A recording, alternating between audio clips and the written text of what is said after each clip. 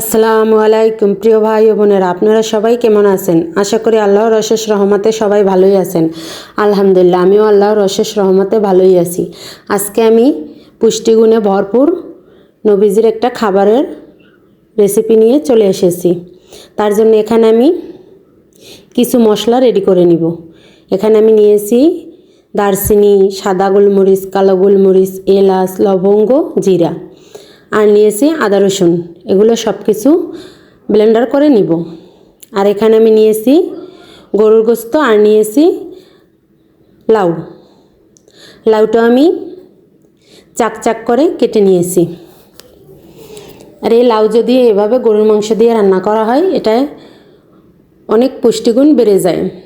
লাউ তো আমরা অনেক রকমই খেয়েছি, তাই একবার এভাবে খেয়ে দেখুন।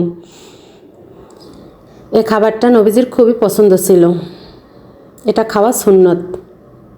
তারপরে এখানে আমি এখন সব কিছু মশলা দিয়ে হাতে মেখে নিব। মাংস দিয়ে দিলাম পরিমাণ মতন পেঁয়াজ পরিমাণটা একটু আমি বেশিই দিলাম, যাতে ঝোলটা একটু ঘন হয়। তারপরে দিয়ে দিলাম পরিমাণ মতো হলুদের গুঁড়া।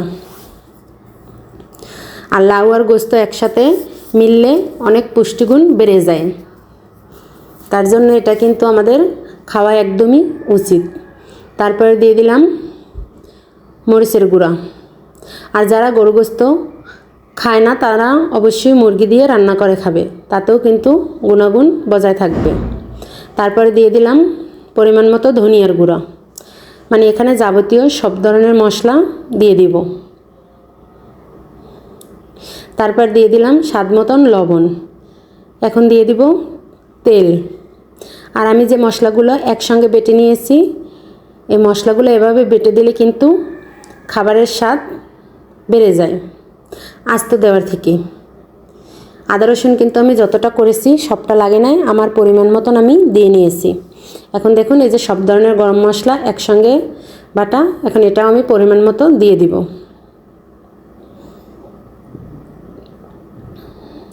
যেহেতু লাউ, তার জন্য কিন্তু মশলার পরিমাণটা একটু কমই লাগে, একদমও কম দেই নেই। তারপর দিয়ে দিলাম পরিমাণ মতন তেল। এখন আমি হাতের সাহায্যে ভালো করে মেখে নিব। গরু মাংসটা হাতে মেখে রান্না করলেই কিন্তু বেশি মজা হয়। আর যারা ভিডিওটা দেখা শুরু করে দিয়েছেন, অবশ্যই একটা লাইক দিয়ে ফুল ভিডিও কন্টিনিউ করবেন।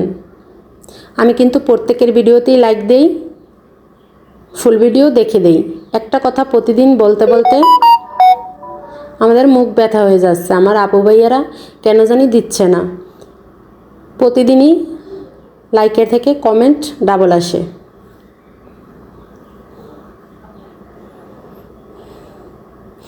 মাখা হয়ে গিয়েছে। এখন আমি যেটা মশলা ব্লেন্ড করেছি, বাটিতে ধুয়ে একটু পানি দিয়ে দেব।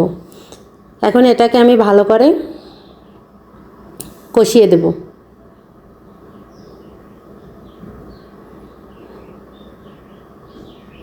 কিছুক্ষণ পরে নেড়ে দিতে হবে, নয়তো নিচে লেগে যাবে। আর যেহেতু গরুর মাংস সিদ্ধ হতে অনেকটা টাইম লাগে, তার জন্য কিন্তু অনেকটা সময় নিয়ে করতে হবে। আপনারা চাইলে এখানে প্রেসার কুকার ব্যবহার করতে পারেন। আমি আজকে এভাবেই রান্না করলাম। আর এটা অবশ্যই অল্প আছে, যখন ফুটে উঠেছে তখন কিন্তু এখন আমি দিয়ে দিব তেজপাতা দেওয়ার পরে চুলার আঁচটা আমি একদম কমিয়ে কষিয়ে সিদ্ধ করে নিব। মাঝে মাঝে নেড়ে চেড়ে দিব। আর আমার নতুন পুরাতন সকল বন্ধুদেরকে জানাই অন্তরের অন্তঃস্থল থেকে অসংখ্য অসংখ্য দোয়া। আমার ভিডিওটি যদি কোনো অংশ ভালো লেগে থাকে, তাহলে চাইলেই আমার চ্যানেলটি সাবস্ক্রাইব করে পাশে থাকা অল বাটনটি বাজিয়ে রেখে দিতে পারেন। আমি কোনো ভিডিও ছাড়ার সঙ্গে সঙ্গে আপনাদের কাছে নোটিফিকেশন চলে যাবে, আপনারা আপনাদের সময় সুযোগ মতন দেখে নেবেন। তারপর দেখুন, মাংসটা সিদ্ধ হওয়ার জন্য এখানে আমি গরম পানি দিয়ে দিলাম কিছুটা। আমি কিন্তু অনেকক্ষণ কষিয়ে নিয়েছি। আর যে আপুরা আমার ভিডিও প্রতিদিন দেখে, তাদের কমেন্ট না দেখলে কিন্তু ভালো লাগে না, তাদেরকে খুবই মিস করি। এই ঈদের টাইমে অনেকেই কিন্তু বাড়িতে গিয়েছিল, তার কারণে কিন্তু দেখা হয় নাই। মাংসটা কিন্তু প্রায় সিদ্ধ হয়ে গিয়েছে। তারপর কিন্তু লাউটা দিয়ে ভালো করে কষিয়ে নিব। সমস্ত মশলার সঙ্গে মিশিয়ে আমি কষিয়ে নিব।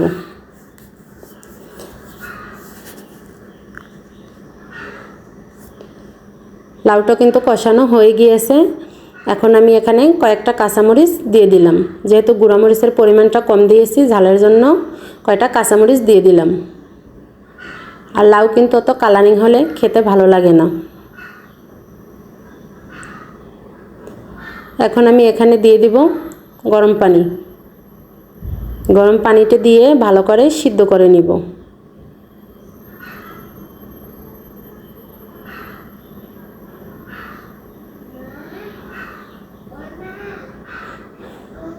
এখন এটা আমি নেড়েচেড়ে ভালো করে তারপর ঢেকে মিডিয়াম আঁচে রান্না করে নিব ফুটে উঠলে। আর লাউটা কিন্তু একদমই গলানো যাবে না, তাতে কিন্তু পুষ্টিগুণ নষ্ট হয়ে যাবে। লাউয়ে বেশি জাল দিলে পুষ্টিগুণ নষ্ট হয়ে যায়, তার কারণে স্বাভাবিক জাল দিতে হবে, মানে সিদ্ধ হলেই হবে। আর দেখুন মাশাআল্লাহ আমার রান্নাটা কিন্তু হয়ে গিয়েছে। আবার দেখা হবে নতুন আর একটা ভিডিও নিয়ে। ততক্ষণ সবাই সুস্থ থাকুন, ভালো থাকুন। আল্লাহ হাফেজ।